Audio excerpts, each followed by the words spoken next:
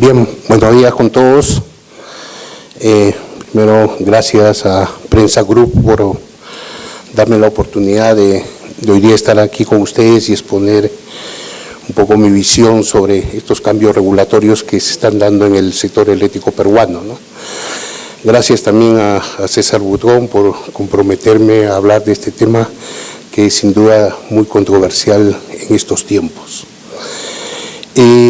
Yo voy a referirme a los principales cambios, no voy a hablar de toda la ley, creo que hay temas muy relevantes sobre los cuales hay que comentar y dar una visión, y sobre todo basado un poco en la experiencia en otras partes del mundo de qué es lo que ha pasado, digamos, cuando uno busca la mayor penetración de energías renovables en un país, y si no lo hace de manera ordenada pueden generarse algunos problemas, sobre todo económicos, y generar inviabilidad económica, inclusive para la propia generación renovable, ¿no?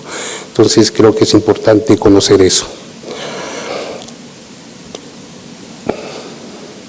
Bueno, el objetivo de esta ley, tal como está escrito en el propio texto, es promover la diversificación de la matriz energética, garantizando el abastecimiento seguro, confiable y eficiente de suministro eléctrico, y se modifican una serie de artículos de la Ley 28832, que fue quizás la segunda generación de la reforma más importante que tuvo el sector eléctrico peruano. En el fondo, si bien es cierto, este es el objetivo formal, pero el objetivo real es obviamente introducir más energías renovables y sobre todo energía solar, que es la que muy poco ha sido incorporada en el país, obviamente por sus propias restricciones físicas y por las rigideces que tiene también el marco regulatorio peruano, que tiene un diseño creado desde su origen y que no ha sido modificado, me refiero desde la Ley de Concesiones Eléctricas del año 92, y que tiene que ver pues con este modelo del mercado eléctrico basado en la literatura, en el peak load pricing, que tiene pues un cargo de energía para obviamente cubrir toda la generación habitual que hay en un sistema eléctrico, y un cargo de potencia para justamente cubrir los momentos en que por falta de generación ante cualquier eventualidad los precios, los costos marginales se disparan, se van muy arriba. Entonces para esos momentos es que se requiere tener generación adicional que permita soportar eso y abastecer al consumidor.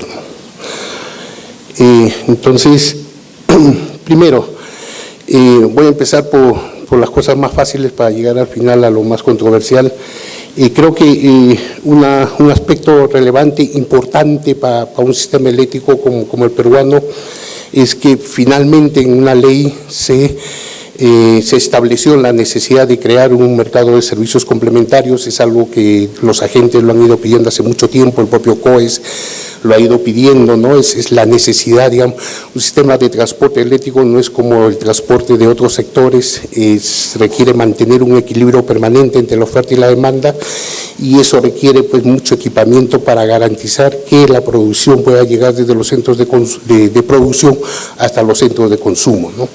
Entonces creo que está muy bien planteado. También ha sido orientado a la forma moderna en que se está regulando los servicios complementarios, que el responsable de pagar por eso es justamente quien ocasiona esa perturbación, ¿no? Que puede ser una generación muy variable o puede ser el propio consumidor que también crea esas variaciones, ¿no? Entonces esas necesidades de equipamiento adicional para los servicios complementarios en muchas partes, por lo menos en las regulaciones modernas, en Europa y otras partes del mundo, tiene este concepto, ¿no? ¿Qué falta? ¿Qué no se ha incluido, ¿no? Y lamentablemente son elementos relevantes en esta regulación de servicios complementarios, es que no está establecido quién va a identificar las necesidades justamente de esos servicios complementarios. Si hay que poner almacenamiento, si hay que poner otros equipamientos que den regulación primaria, secundaria, terciaria, frecuencia, etcétera, etcétera. Son una serie de servicios que van asociados a eso. No está definido quién lo hace y no está definido quién lo instala finalmente, ¿no? Entonces, eso creo que son elementos que no sé si el reglamento lo va a poder cubrir, porque si no está especificado en una ley muchas veces es complejo incorporar cosas adicionales, ¿no? Pero sin esto realmente es una regulación coja, ¿no? Una regulación que no está completa.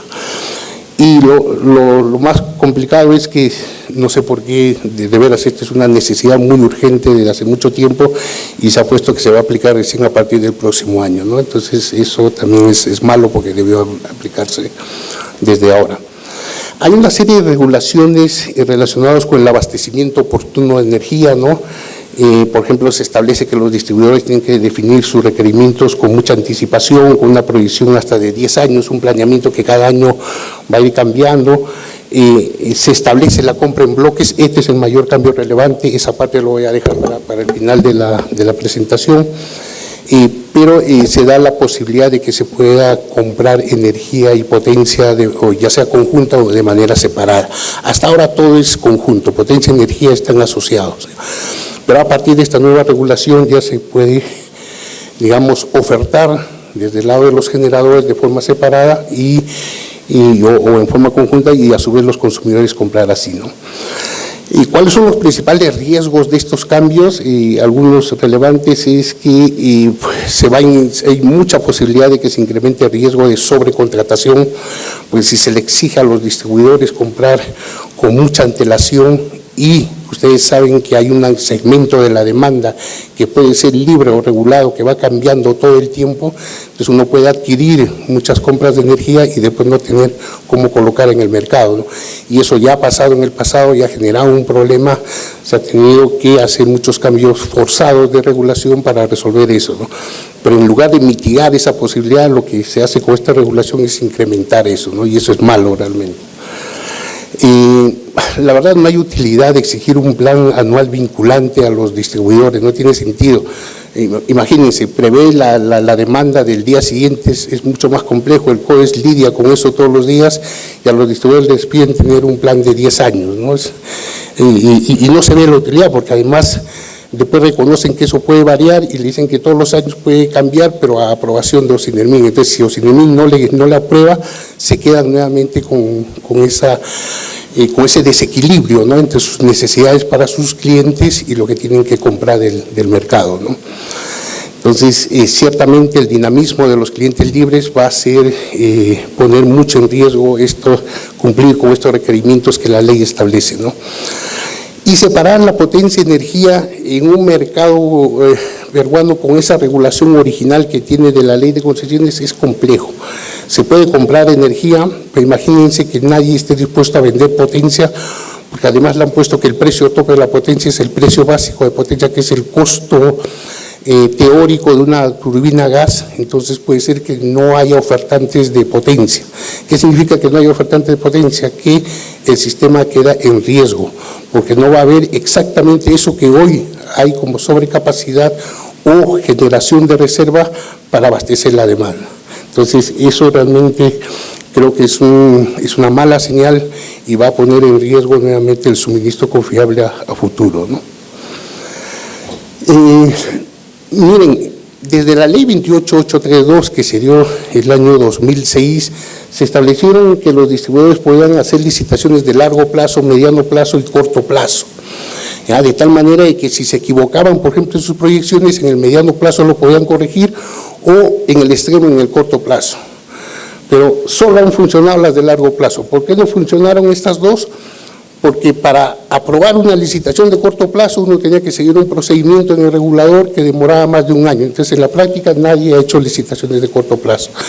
Y por eso es que los distribuidores han ido resolviendo sus problemas con contratos bilaterales.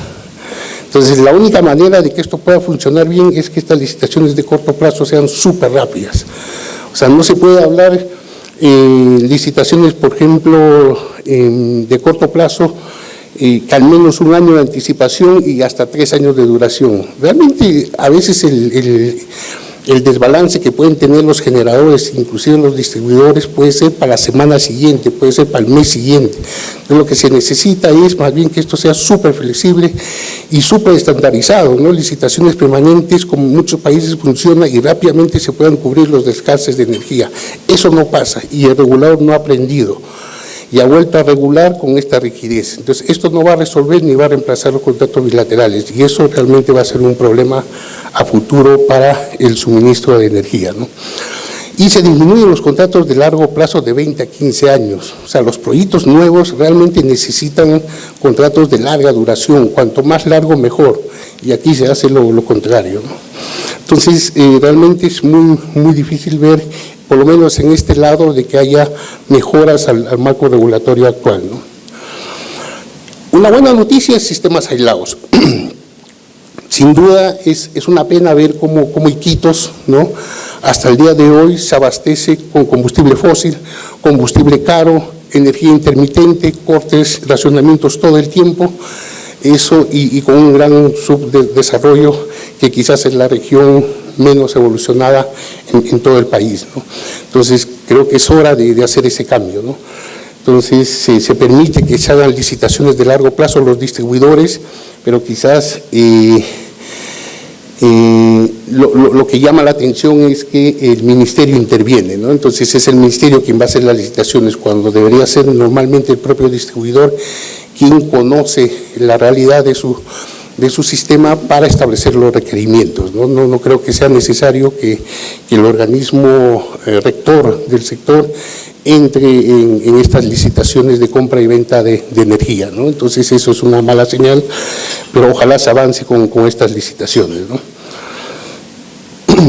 Y además se establece que, por ejemplo, los requerimientos para esas licitaciones los debe establecerlos en el MIN y no el distribuidor. Entonces, es una cosa súper extraña también, ¿no?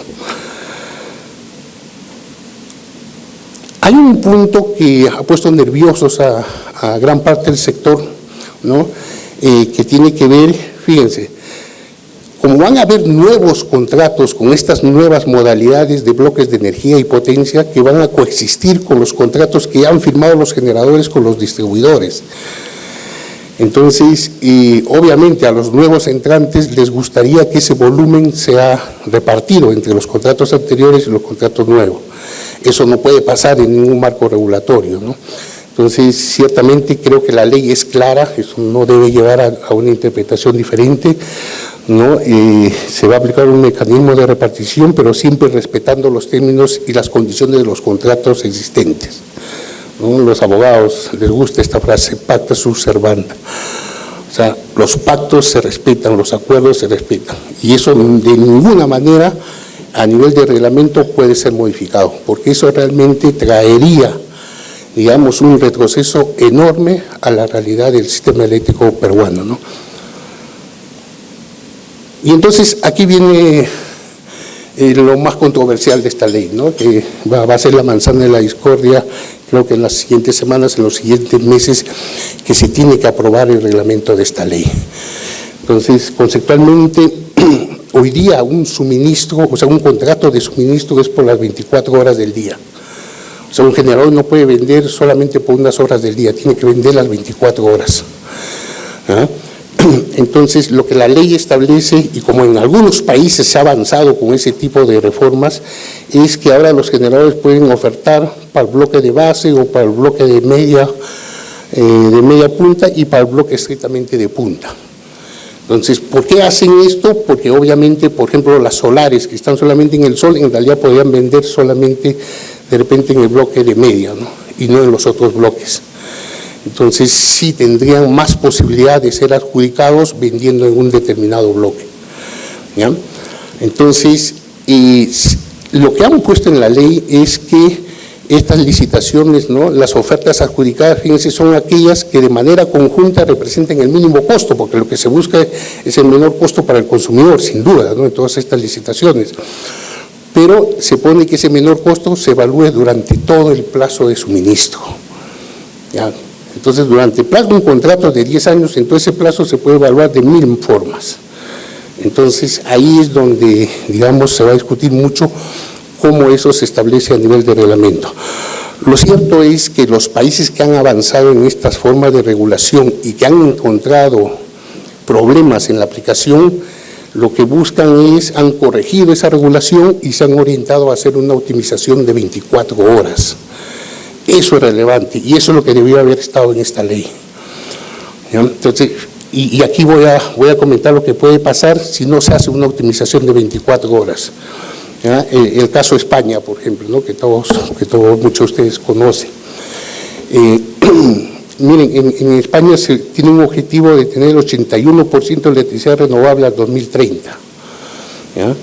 Se ha aumentado mucho la generación eólica y la generación solar, hay metas cada año de cumplir de eso, pero ¿qué está pasando? Que, fíjense, esta es una foto del 29 de marzo, pero este es solamente para mostrar un día, pero esto es de manera permanente, ¿no?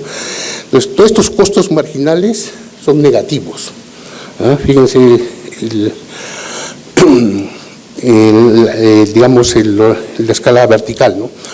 ¿Qué quiere decir que son costos marginales negativos? Que los productores tendrían que pagarle al consumidor por entregarles la electricidad, ya no cobrar. ¿Por qué? Porque se ha instalado demasiada generación, en determinadas zonas hay muchos puntos de sobreoferta que generan dos problemas, ¿no? De que no hay suficiente demanda para poder hacer funcionar toda esa oferta de generación, y el segundo es que hay limitaciones de transmisión, que es el otro fenómeno. Son dos fenómenos conjuntos que hoy día, por ejemplo, se dan en España, ¿no? Y el tener mucho tiempo durante un contrato de precios negativos no es negocio para nadie, ni para los propios solares, ni para los eólicos, ni para todos los que están operando en ese sistema. Entonces, eso hay que cuidar mucho, ¿no? Entonces, ¿de qué se preocupan ahora los países que quieren, digamos, tener mayor integración de las energías renovables? Es justamente de ese concepto. La integración de redes, de recursos renovables, es un proceso que te permite conectar grandes cantidades de red, ¿no? Y esto incluye, pues, entender cómo es el funcionamiento de esas energías y, obviamente, definir cuáles son las consecuencias de esa forma de generación, ¿no? Entonces, se requiere gestionar esa digamos, generación variable que se tiene, ¿no? Intermitente y variable de las plantas solares y eólicas. Entonces, y sin duda, las tecnologías de integración que son las redes eléctricas, redes eléctricas y sistemas de almacenamiento pueden ser muy caros, pero en el largo plazo quizás hagan sentido, ¿no? El tema es que si el almacenamiento y sobre todo los sistemas de transmisión no acompañan a esa mayor renovable, vamos a tener esos problemas que mencionábamos hace un momento, ¿no? Entonces, ¿y por qué? Porque recuerden que el sistema eléctrico todo el tiempo tiene que mantener nuevamente un equilibrio entre la oferta y demanda, y es responsabilidad del COES justamente velar por eso. Y si es necesario, el COES tiene que cortar carga o tiene que cortar producción para mantener ese equilibrio permanente. ¿Ya? Entonces, para evitar cortar carga o cortar oferta, lo que se requiere es elementos de integración, y eso es hacia donde el mundo moderno está evolucionando, ¿no?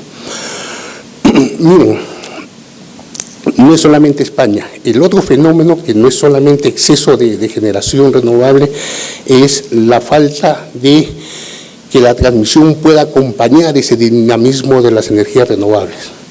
Y especialmente cuando hablamos en zonas como en Arequipa, que puede desarrollarse mucha generación solar, o en Ica mucha generación eólica, o en Piura mucha generación solar o de viento también. Entonces, van a ser grandes zonas de producción energética. Entonces, si no hay suficiente transmisión, se produce este fenómeno que es definido como el curtailment, ¿no? O que en español muchos lo traducen como vertimiento. Así como se vierte agua en una central hidroeléctrica porque no hay posibilidad de turbinar todo el agua, igual se vierte el viento y el sol, o sea, se deja pasar el viento y el sol y no se puede producir electricidad.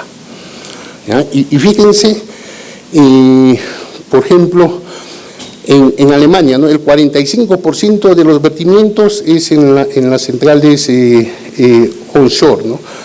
También las offshore y también las solares tienen vertimiento.